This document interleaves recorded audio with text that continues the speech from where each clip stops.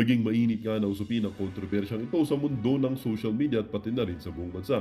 Muling gumulantang ang publiko matapos maglabasan ng balitang posibleng makulong si Representative si Raulo Manuel kasunod sa pagkakakulong ng dating ang kongresistang si Congresswoman Castro. Ayon sa mga ulat, ang mamabata sa isang umano sa isang malaking kaso ng legal recruitment kung saan maraming kababayan ang nabiktima ng mga peking alok sa tinatawag natin na mas magandang buhay sa ating bansa.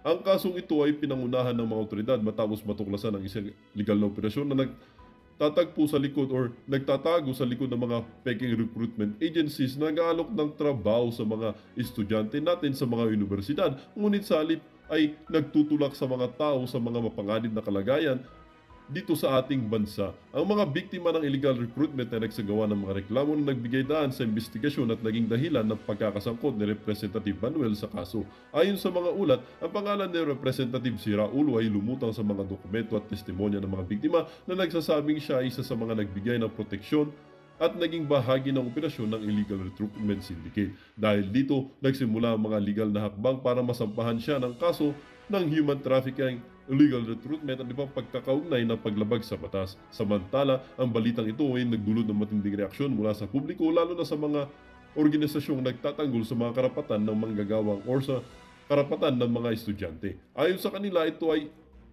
na naman ang isang halimbawa sa mga tiwaling opisyal na ginagamit ang kanilang posisyon para magkamal ng pera sa kapinsalaan ng mahihirap na Pilipino na nangangarap ng magandang buhay dito sa ating bansa. Huwag na raw sanang mangyari ngunit sa mga hakbang na isinigawa ng mga otoridad kasunod ng mga malawakang investigasyon, maaaring mahimlay na si Representative si Raulo sa mga rehas tulad ng nangyari kay Congresswoman Castro na harap din sa kasong may kinalaman sa illegal recruitment at human trafficking.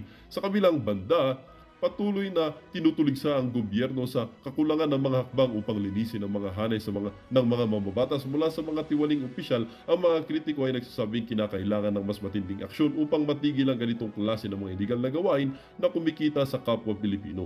Habang tumatagal ang mga investigasyon, ang mga tanong ay patuloy na lumalabas. Magiging ganap na ba ang hustisya para sa mga biktima? Ano na nga ba ang magiging kapalaran ni Representative si Raulo sa gitna ng mamagibigat na paratang laban sa kanya? Well, para nga sa kabuang detalye, panoorin na lamang natin ang buong video at kung hindi ka pa nakapag-subscribe sa ating channel ay mag-subscribe ka na para lagi kang maging updated sa ating mga bagong videos na ina-upload araw-araw.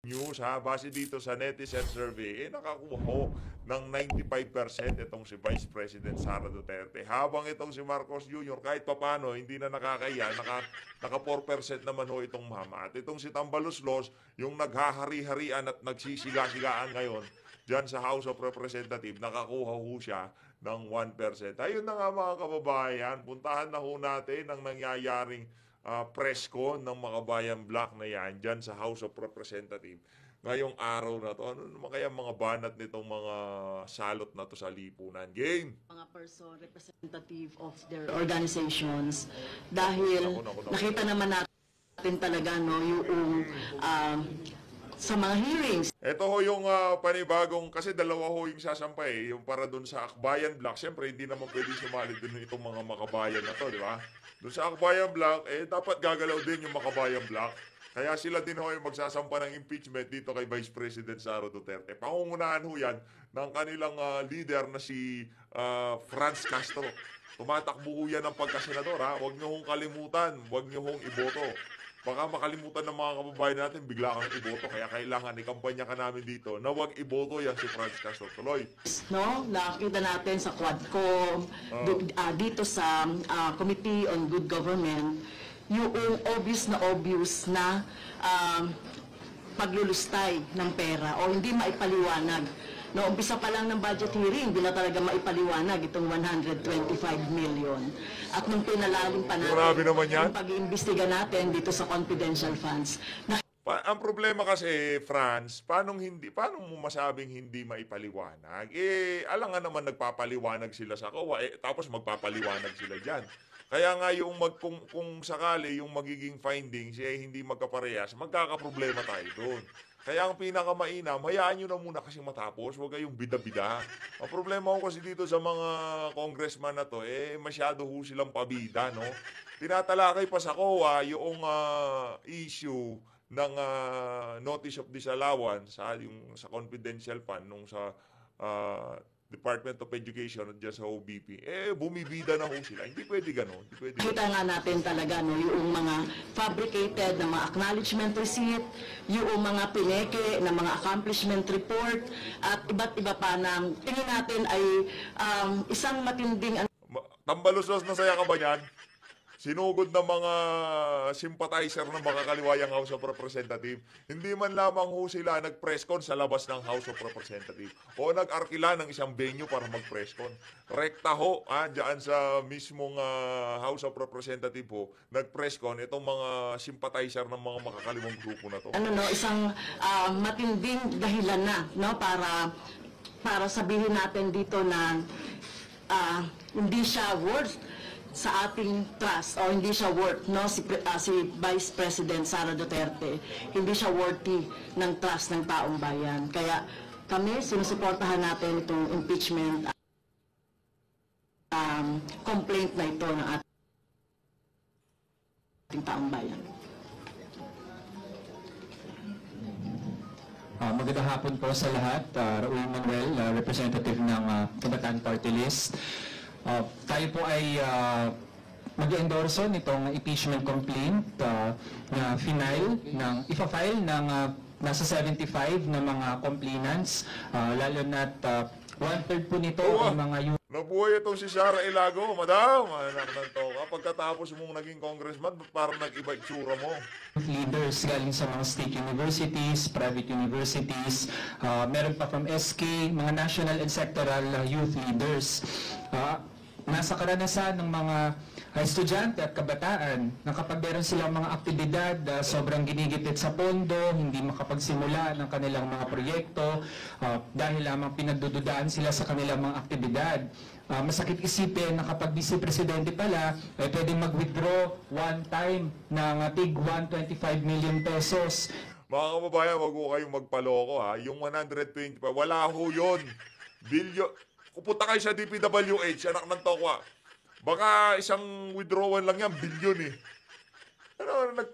Pinagtatakahan nyo yung daang milyong winidraw ng Office of etong nung tanggapan ng Department of Education nung panahon itong si VP Sara. Punta kayo sa DPWH para magkaalaman tayo. Yung dalawang magkahiwalay pa nga na mahigit 100 milyon. Oy, pagpalagay na natin, totoo yun. Pero normal ho yun sa mga ahensya ng pamahalaan. Ang problema dito, alam mo, Raul Manuel, yung ginagawa ng mga grupo o organisasyon na sinusuportahan nyo. Yung pagre-recruit sa mga kabataan, kaya yung ibang mga congressman dyan convict diba? Nakaapila lang yung kaso nila. Yun ang batikusin nyo. Kasi maraming mga magulang, maraming mga pamilya ang nasisira ng mga organisasyon na sinusuportahan nyo. Yun ang totoo dyan. Tapos ilalagay sa malalaking mga bag, tapos ibibigay lang sa kung sino-sino mga opisyal. This sitting Vice President, si Sara Duterte, akala niya she can cheat her way out of misuse of public funds. Nangopya ng brand names para likhain ang isang Mary Grace Piatos na hindi naman nag-exist. Sabi nga, time is the ultimate truth teller. That also applies.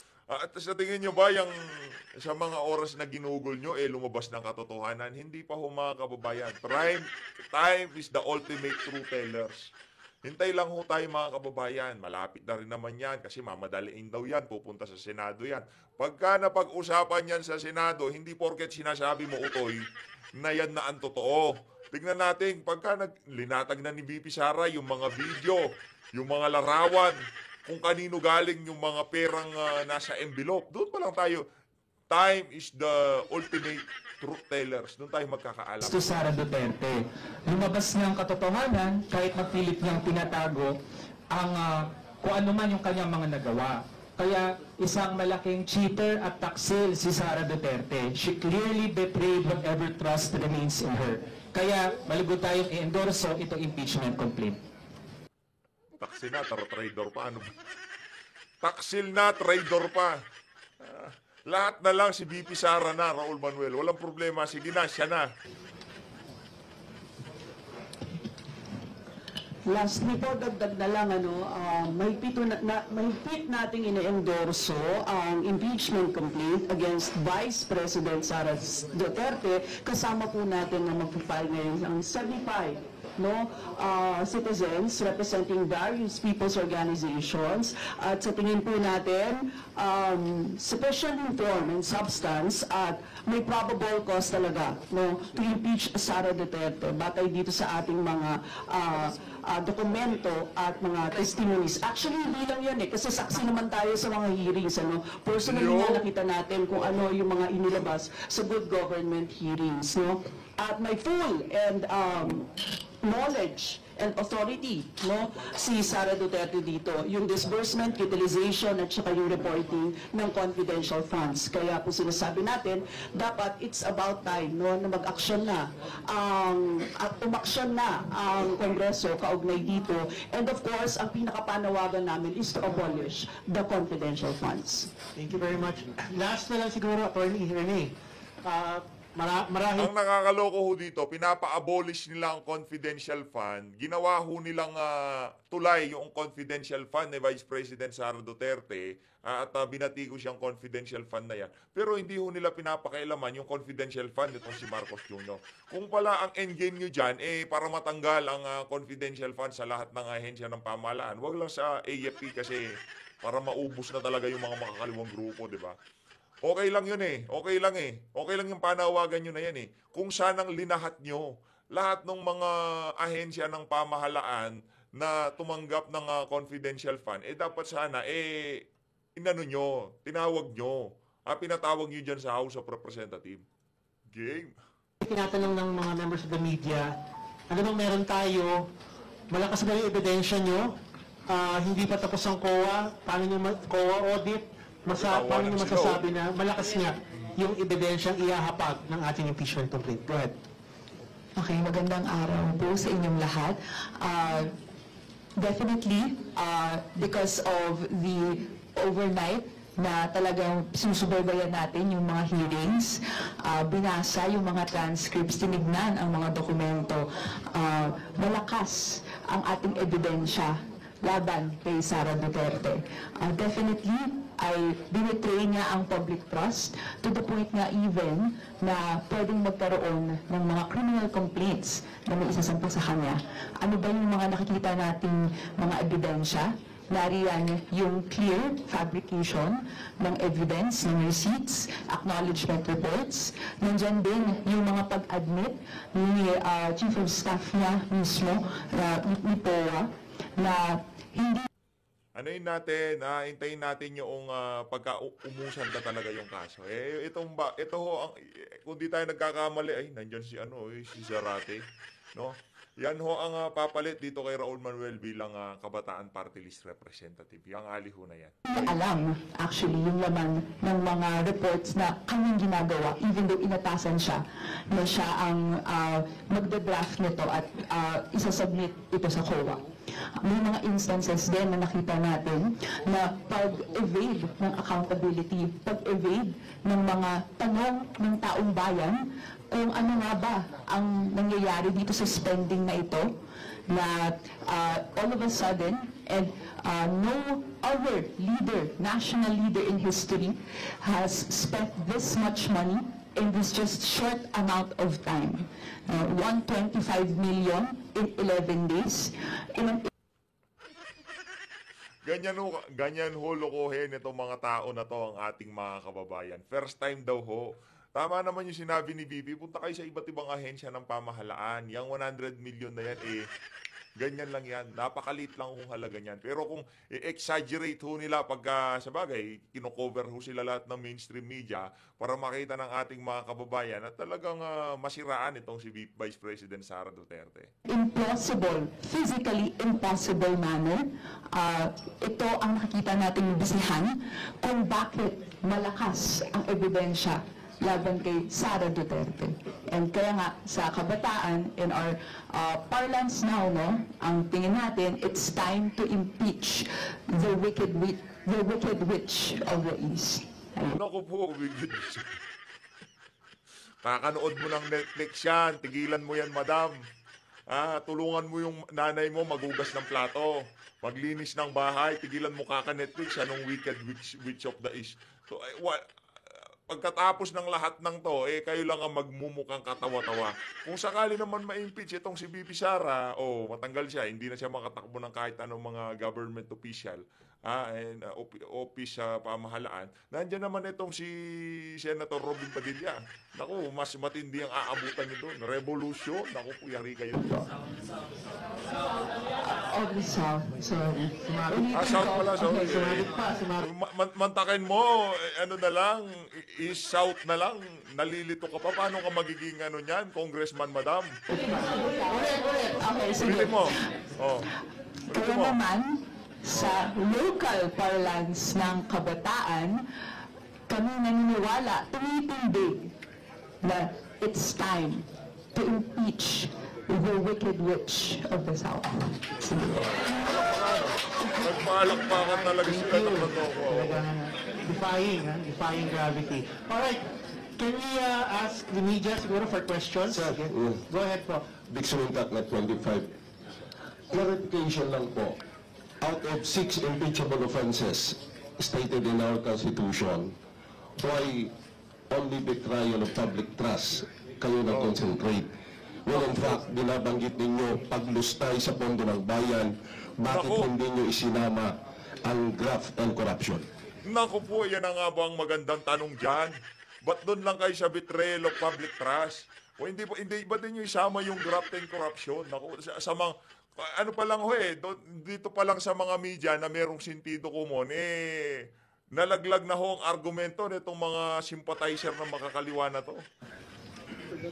Actually, these acts na na-mention sa betrayal of public trust constitute various offenses, kahit violation ng revised penal code. Pero finokus namin sa betrayal of public trust because it is all-encompassing na. At para sa amin, yung pinaka-bilis na paraan na ma-resolve ang kaso. Kaya betrayal of public trust. But more than just the mere grounds. Alam nyo, para sa mamamayan, napakataas ng pagpapahalaga nila ng iyong pag-violate sa public trust. So, pwede naman kami magdagdag ng marami pa. Pero the betrayal of public trust, yun encompasses everything kasi merong tiwala ang publiko sa'yo, tinaksilan mo yun. And that is, for us, one of the highest, if not the highest, treachery ng isang public official. So that's why we chose it, for the reasons I just mentioned. Okay, one last follow-in. You would mention na malakas yung ebidensya na hawak ninyo against the Vice President, especially on the betrayal of public trust. So, gaano ka-optimistiko ang grupo ninyo na makukonvict si Vice President because we are running out of time. Kasi papasok na tayo sa election period by February next year. So alam naman natin, in reference with the previous impeachment hearing, like for example, the impeachment hearing of Chief Justice Corona, umabot po siya ng 4 na buwan. Well, unang-una, tayo po matagal tayo sa Kongreso. Alam natin dito, kung gusto mong bilisan ng proseso, madaling mapabilis. And we are convenient dahil nga napakahaba ng pinag-uusapan sa Kongresong ito. Tingin namin, alam na ng mga congressmen ano yung mga grounds. It's really a matter of just systematizing and putting all these things in a formal complaint. Tingin ko, karamihan sa ating mga congressmen, actually alam naman nila ano nangyari. And they're just waiting for someone to file a complaint. Senate is another matter. I think it is premature at this point to say that there are no votes. Dadaan pa ho ito sa isang trial sa Senado. And just like the congressmen, ang mga senador natin titingnan yung ebidensya, babasahin yung complaint. At ang panawagan namin for them to be objective about it, Tingnan nila yung ebidensya, tingnan nila yung tibay ng argumento. At napakasimple lang ng complaint na ito eh. 1 ground, 3 acts, hindi magtatagal ito. And that's also one reason why we focused our complaint. Because there is that factor na nagmamadali tayo. Kailangan mo lang naman sa impeachment is 1 act and 1 ground to impeach a high official. Pwede, idagdag ko lang na kaya sa ngayon umaapila kami sa mga membro ng mababang kapulungan na bumoto ayon sa kanilang konsyensya. Hindi ayon sa kanilang partido, hindi ayon sa kung sino pa man na personal na interest nila, kung hindi ayon sa pag-weigh nila sa kung ano ba ang tama o mali sa ating bayan. Ang dugtong ko lang kasi public prosecutor ako doon sa corona impeachment, ano yun well, merong betrayal, merong culpable violation of the Constitution, merong graft and corruption, 8 acts, kaya humaba ng 4 months.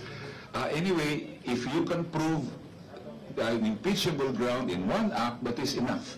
So hindi na kami tatarget ng katulad sa corona na humaba ng 4 na buwan. And in fact ito, because 1 ground lang talaga siya, baka naman mas mabilis ito. Baka nga 1 buwan tapos na yung trial sa Senate kung sakasakaling matuloy yun. Talagang minamadali ho nila, no? Bilang isa sa mga complainant, ang panawagan din natin sa Kongreso, sa mga kongresista na sa kabila ng pahayag ni Pangulong Marcos Jr. na hindi raw mahalaga ang impeachment, ay suportahan ang impeachment complaint na ito dahil kung di bang mahalaga sa presidente, mahalaga sa mamamayan na panagutin si Vice Presidente Duterte sa kanyang mga kasalanan, yung sinabi nating betrayal of public trust, yung paggamit at pag-ulat sa COA at pagtangging magpaliwanag sa Kongreso kaugnay sa 612.5 million pesos na pondo ng taong bayan. Mahalaga ito para sa taong bayan. Kailangang masingil at mapanagot ang Vice Presidente. Meron pa mga questions from the media? So, regarding kasi dun sa sabi ni former Congressman Neri na umabot ng 4 months yung kay Corona dahil maraming issues na discuss. Pero kasi ito sir, pangalawang impeachment complaint to. Yung una, marami ring articles. Saka yung una, 4 na grounds yata yung ginamit. Pagsasamahin yun, hindi kayo matagalan din? Nagkulang ho sila sa coordination. Hindi kasi, kasi yan, 2 paksyon, Akbayan at Makabayan. Ngayon, itong mga kaibigan nitong si Joma, siyempre pataasan ng ihiyan. Yung mga nasa Akbayan, magaling kami, maraming grounds of impeachment yung hiaain namin dito kay Vice President. Hindi, mas magaling kami, Makabayan. Isa lang, pero talagang solido yan. Pero ang mangyayari ho nitong bandang huli, balita natin, wala ho talagang numero sa Senado na susuporta dyan sa pagkilos na yan. Tignan na lang ho natin kung saan pupulutin itong na to. Pero anyway, nakapagpa-epal naman sila, nakapagpabida sila sa social media, at ginawa pa hong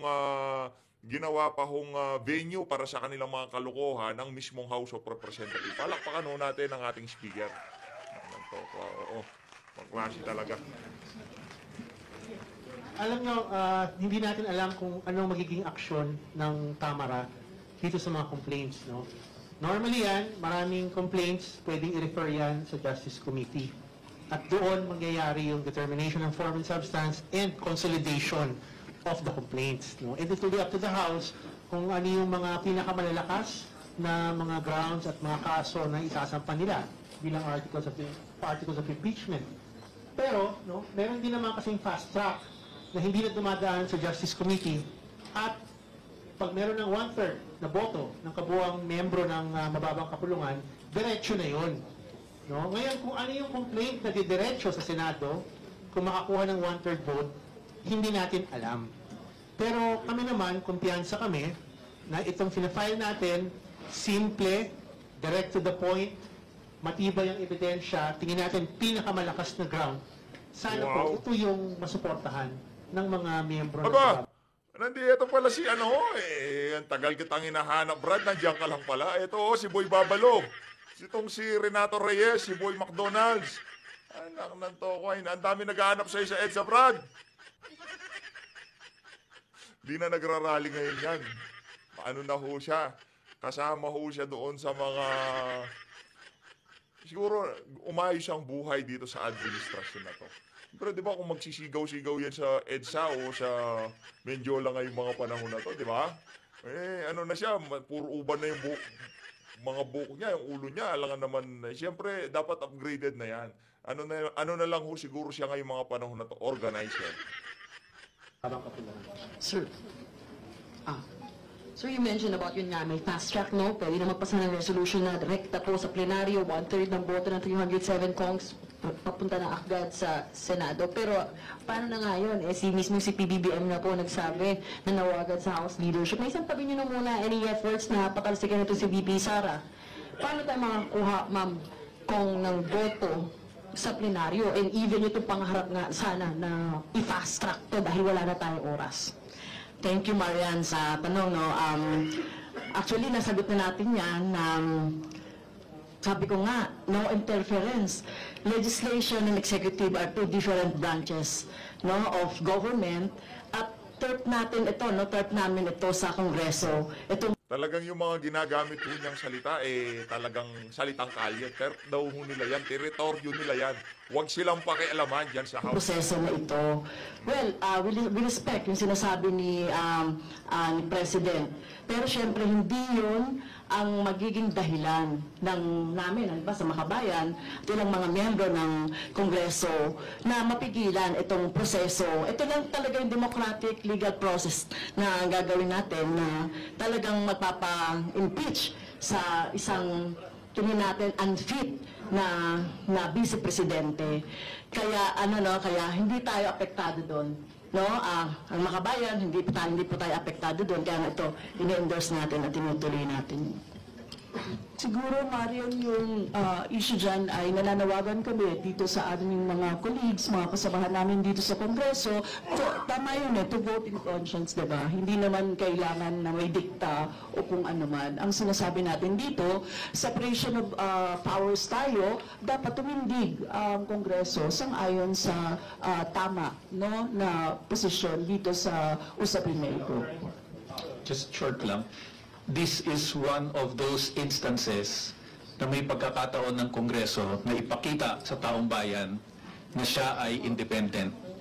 That there is a system of checks and balances. So actually, this impeachment complaint is a challenge to Congress to show its independence, to show that it can stand on the side of the people kahit ang presidente iba pa ang sinasabi at pinapanawagan. So sana ay maintindihan din yan ng ating mga kongresista. Hello po, good afternoon. Rebellion po from Rappler. Meron po bang mga kongresista with the majority na lumapit sa inyo expressing privately that they will support the impeachment complaint? Pero po ba, meron po bang mga nag-manifest po? Without naming names.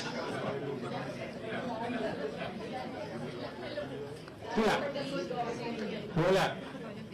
Actually, tingin ko walang isa sa Wala. Sino ba nakipagpulong sa inyo? amin ang kinausap ng congressman na mag-file.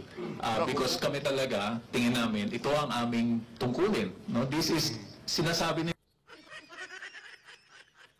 Harapong panluloko talaga to Wala daw congressman na nakipag-usap sa kanila. Wala, no? Pero nakipag-meeting sa kanila noong 2023, merong nagipag-meeting sa kanila. At yung trajectory ng meeting na yan, yan ang mga nangyayari ngayong mga panahon na to. nila palagi in their pronouncements na kung may magfa-file, they are duty-bound to act on it. So, yun lang. Ganun kasimpleng pahayag lang. Sapat na para sa amin to do what we think is our duty as citizens to hold high public officials accountable. No need for pakiusap. Sir, ikaw na. Saglit lang, sir, maikli lang. Willing ba ang sir, Makabayan to work with Akbayan considering yung history ng dalawang grupo? And pareho naman kayo on the side of in favor of impeaching Vice President. Ano ulit yung tanong? Ulit yung mga willing ba? Ano ulit? Ano ulit? So, willing bang makabayan back to work with Akbayan considering the history ng dalawang sides? Well, ikaw talaga maintriga ka Kung kasi di ba meron namang Kami incidents naman, in the past. ito kasi syempre, pag usapin ng common naman, yung may common na usapin, well, di natin pag-uusapan yung ideological, magkaiba talaga yun, linawin natin yun. Pero kapag merong pareho naman ng mga usapin, issues, madalas naman nagkakasama, halimbawa kahit na nga doon sa, sa kalsada. So, kung sakali, kasi proseso ito, hindi lang for Akbayan or Makabayan ito. Usapin, proseso ito na gagampanan ng more than 300 na mga kongresista. Kaya hindi usapin dito yung Akbayan or Makabayan. Thank you.